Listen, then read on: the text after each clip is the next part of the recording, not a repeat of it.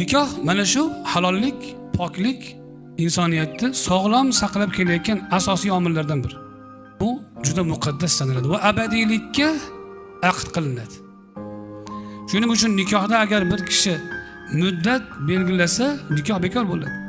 50 yil birga yashaymiz, 5 yil birga yashaymiz, 10 yilga, 100 yilga desa ham, 100 yil yashashga ko'z yetmaydi, lekin 100 yil desa ham nikoh bekor bo'ladi.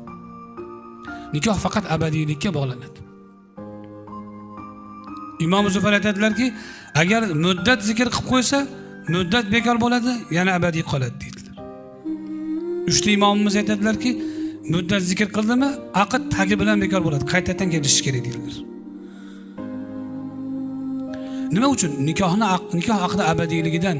Chunki u oxiratda ham davom etadi, jannatda ham davom etadi. Inshaalloh.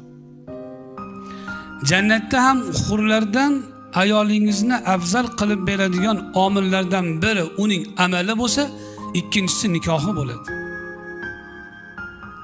Hurlar har qancha go'zal bo'lmasin, har qancha pok bo'lmasin, xodimalar sifatida ko'riladi.